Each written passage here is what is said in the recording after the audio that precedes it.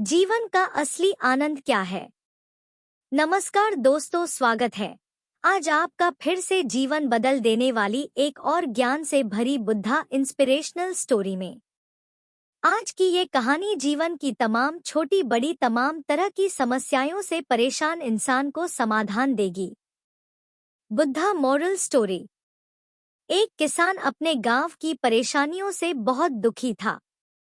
किसी ने उसे अपने दुखों के निवारण के लिए बुद्ध की शरण में जाने को कहा, जो कुछ दिनों के लिए यहाँ से कुछ दूर एक गांव में आया है, वह निश्चय ही तुम्हारे सब दुखों का निवारण करेगा। यह सुनकर किसान बड़ी इच्छा से बुद्ध की शरण में गया। यह सोचकर कि बुद्ध उसे उसकी समस्याओं, मानसिक पीड़ा, तनाव और दुखों से मुक्ति दिलाएंगे, वह बुद्ध के पास पहुंचा।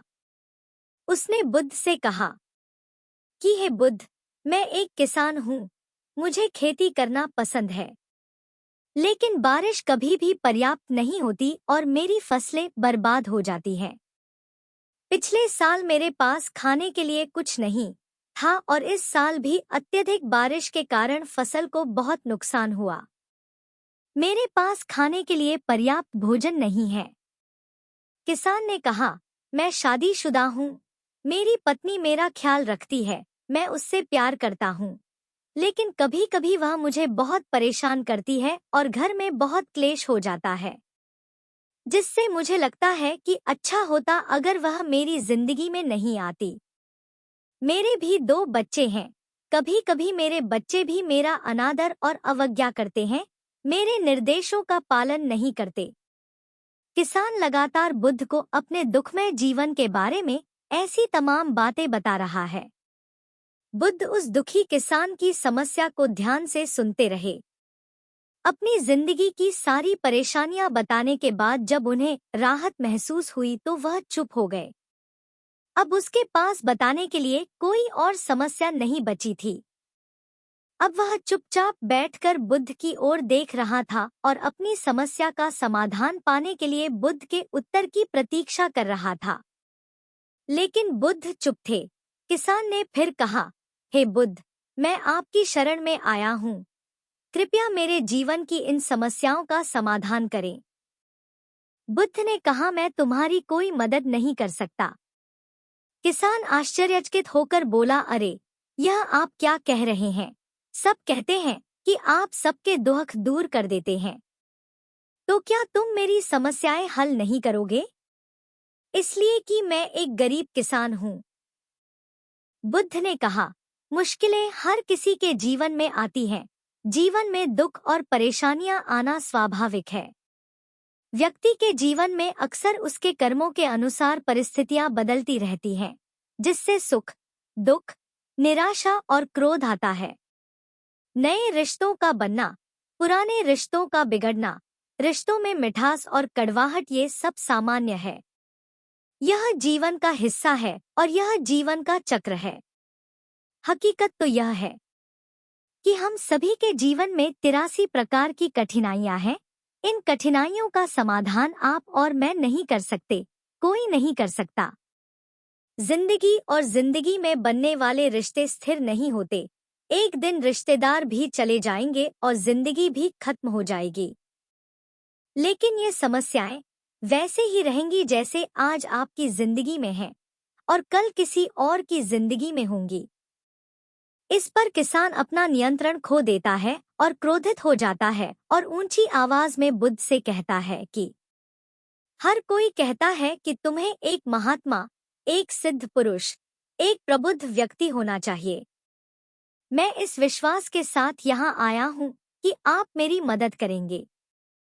यदि आप मेरी समस्याएं हल नहीं कर सकते तो मेरा यहाँ आना व्यर्थ था। हर कोई झूठ बोलता है कि वे समस्याओं का समाधान करते हैं। आपने मेरी एक भी समस्या का समाधान नहीं किया। तुमसे अच्छे तो वह महात्मा हैं जो 2 वर्ष पहले मेरे घर आए थे। उन्होंने मेरे लिए यज्ञ कराया, दान दक्षिणा दिलवाई और मेरे मन को असीम शांति मिली। कुछ सुख भी बने और कुछ दुख भी कम हुए।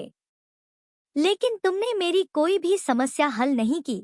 तुमने मुझे सीधे तौर पर मना कर दिया। बुद्ध ने कहा, क्या वह सब करने से जीवन के सारे दुख समाप्त हो गए? इतना कुछ करने के बाद भी अब आप इतने परेशान क्यों हैं?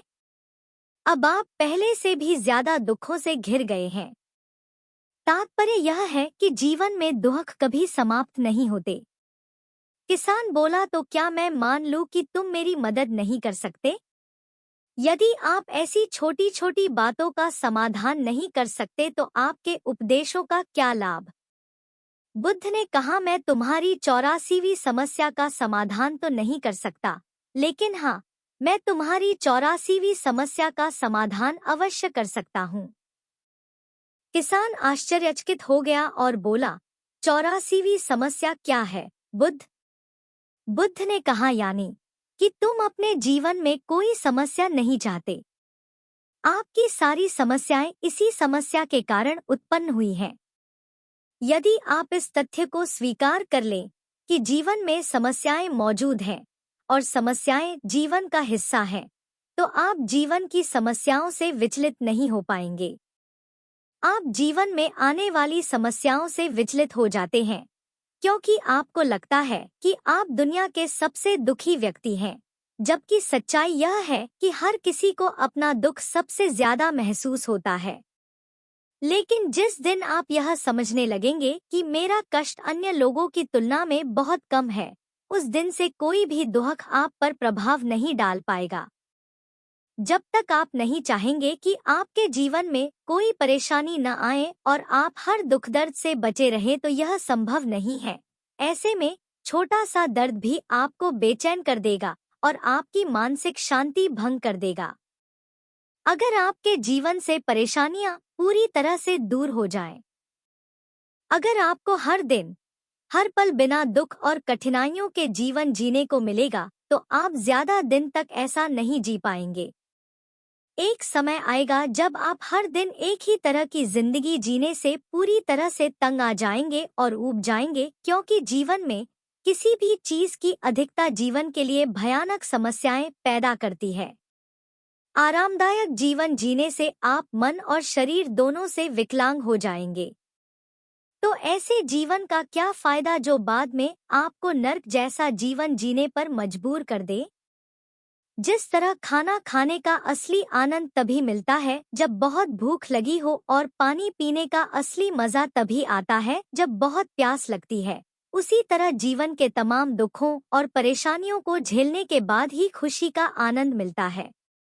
इसीलिए जीवन में सुख और दुख अलग अलग रूप में आते रहते हैं।